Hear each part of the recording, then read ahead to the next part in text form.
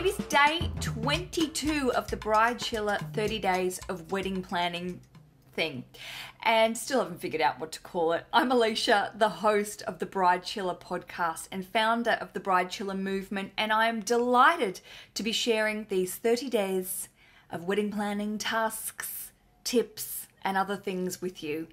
Today, I want to talk a little bit about traditions and this feeling that a lot of people have that you have to follow them, when actually it is amazingly exciting to ditch traditions that don't have meaning for you.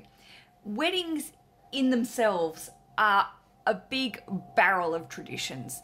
You look at women wearing white wedding dresses when they're not probably virgins, yet that is actually what the social hierarchy meant back in the oldie days. You've also got people not seeing each other before the wedding because it's attached to a tradition of arranged marriages. You've got women wearing veils because they didn't want them to get to the end of the aisle and the veil comes off and then the guy goes, oh no, this is not what I wanted at all. There are so many traditions that we follow almost sort of blinkeredly. Not a real word again. I'm really good at the not a real words if you haven't learnt that already. There are traditions that we follow without question that I think aren't relevant to our everyday lives, and it's actually quite refreshing to see so many couples questioning them and saying, well, this isn't relevant to us, but it's fun, we'll keep it, or saying, actually, we don't believe in any of this stuff. Some of it's quite patriarchal. We're going to chuck it in the fuck it bucket. As you've learned, the fuck it bucket is one of my favorite places to put things that you don't believe in, that you don't need, that you can't afford, projects that are unnecessary, and also that you just don't want to be putting your time into. Because time, my friends, I'm sure you've already realized this, your time is so valuable, and it's so important to be able to ensure that your time is used in the right way, and also that you get stuff done and you can move on with the rest of your lives. I'm just saying that some people find wedding planning a little overwhelming because it seems to take up every single minute of your life.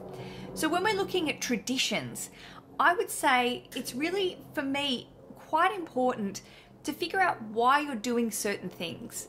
Now, I have my dad and my grandfather, my poppy, walk me down the aisle, and I remember having a conversation with my husband Rich and saying, I do not believe that I need my father to walk me down the aisle as some symbolism of the patriarchy and him handing me over to you as a possession. But I really wanted to have those two very important people close to me and to bring me into this event. So I questioned and thought about why that was important to me. And to me, it wasn't about the tradition. It was about including people that I loved. And that's what I'm asking you to do with tradition. To look at it and say, is it important? Does it provide any value to our wedding day and to what I believe in? And if not, put it in the fuck it bucket and get rid of it. I just want to quickly go back to your time and valuing your time.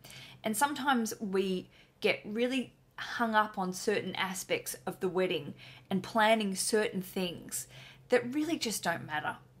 Of course, everything is important and you put your heart and soul into planning this day, but ultimately it comes down to you standing next to your other person and saying, I love you, and I will put up with your weird stuff, and you'll put up with my weird stuff, and I still love you. And that's it. That's what a wedding is about. So if you are freaking out, if you have feelings of wed stress or anxiety, I just want to encourage you. I know we're at day 22 and I've been banging on about this, but I want to encourage you to let it go, to free yourself of all of that and to become a bride chiller. I really hope you're enjoying this video series. If you are, and you've got a friend that you think might be really in need of a little bit of extra advice, send them my way. I love meeting new bride chillers, and so many of our bride chiller community members have come from friends recommending and saying, this is what you need, this is so up or down your alley. I'm Alicia, and I'm excited to connect with you. And if you have a question or you just want to tell me a little bit more about your wedding planning, then leave it in the comments below or send me an email.